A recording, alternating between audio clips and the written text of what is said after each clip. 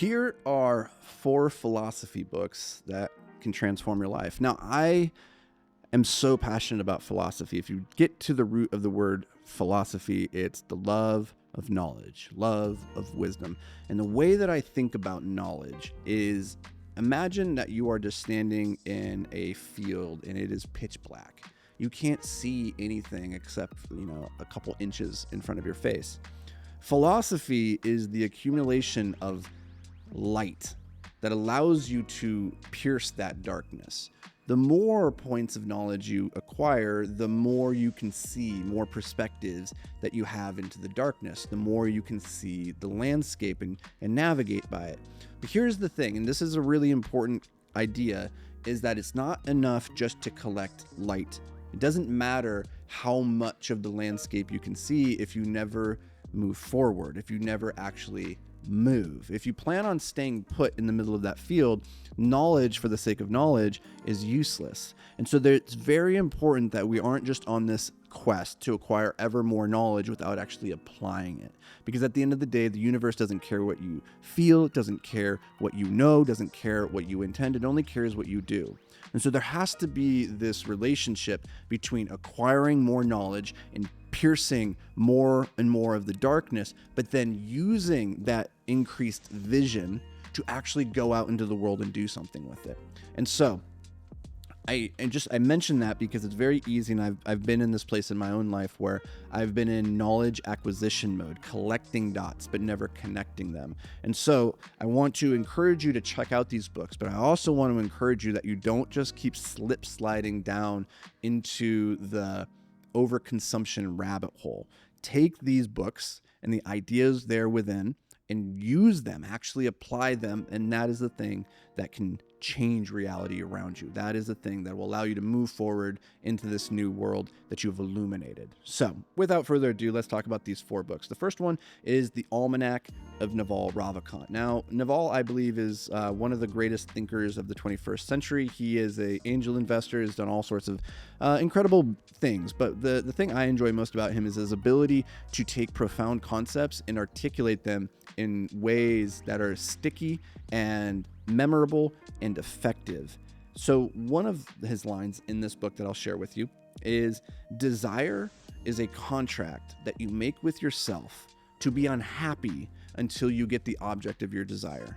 Let me repeat that. Desire is a contract you make with yourself to be unhappy until you receive the object of your desire. Think about that. That's such a powerful concept, that the desires that we have are us acknowledging we are lacking something that we want. And for as long as we indulge that desire, we will always have this lack, this thing that is not quite full. Now, that is not necessarily a bad thing. It's just being aware of the fact that your desire is a contract that you've agreed to. And I think sometimes we have these desires without really looking at them and realizing, oh, the reason I desire that thing is I think it will make my life better, will make me happier. And if you're really to ask yourself, does my desire for that Ferrari, will when I have that thing actually make me happy? Or am I pursuing this thing for some alternative reason? And once you realize that maybe the desire to have that thing will make you happy. Like maybe the thing will actually fulfill it. But in a lot of cases, we desire things without realizing that even in having it, it won't make us happy. And so what's the point of desiring it in the first place? You're just signing up for a life of discontent and frustration and disappointment. So just be very, very cognizant of what it is in your life that you desire in the first place. The book number 2 on this list is called A Million Miles in 1,000 Years by Donald Miller. Now, Donald Miller has written a number of great books. He's written Story Brand, which is a fantastic book to understand how you can build a personal brand or a notable brand for your company. But he wrote this book a number of years before that, when he was just transitioning from being kind of like a Christian fiction writer.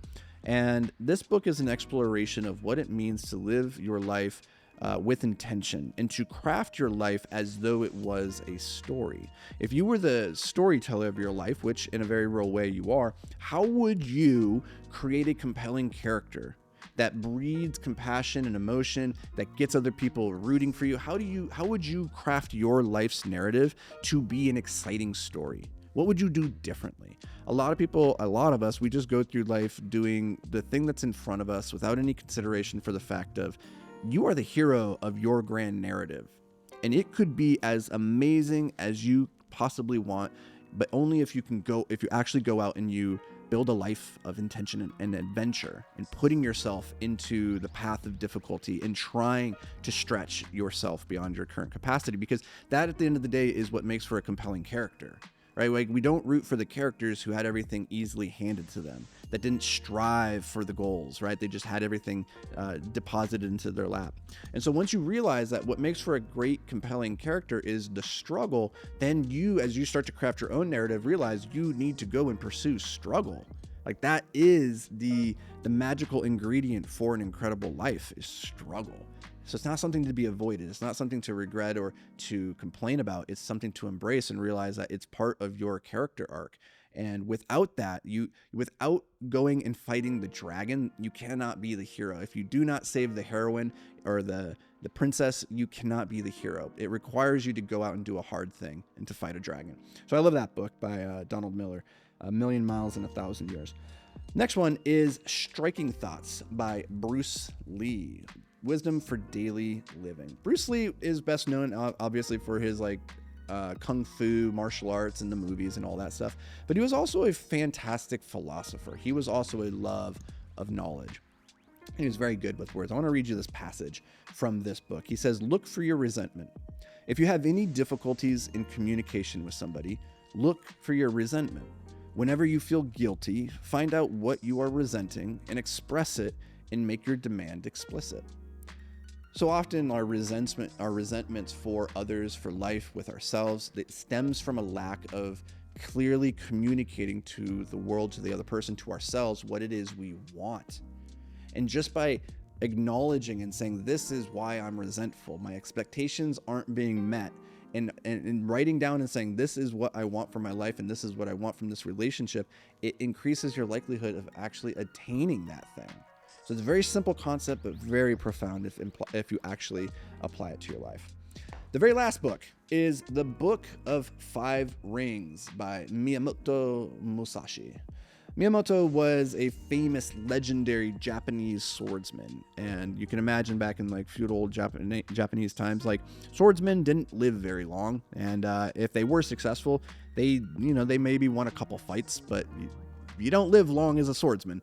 He did. And he lived a very long time, and he was also a philosopher, and he took a lot of his concepts that allowed him to be so successful as a swordsman. And in a world where, I don't know if you've ever watched a swords fight, if you ever watched fencing, everything happens really fast.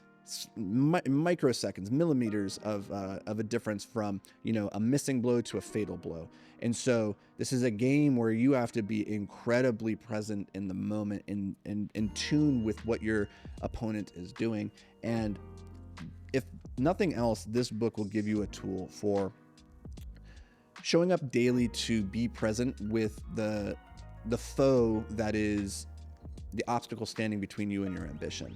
And every single day, I think if you were to treat the tasks on your list, the things that are separating you from your goals, with the same intensity and focus as a swordsman applies in the moment that he pulls his sword out of the sheath and engages in battle, I think if you can bring that same level of intensity, intention, and focus, it's very, very hard to not be successful in life. So those are 4 philosophy books that will change your life. Hope you guys enjoy. I'll see you in the next episode.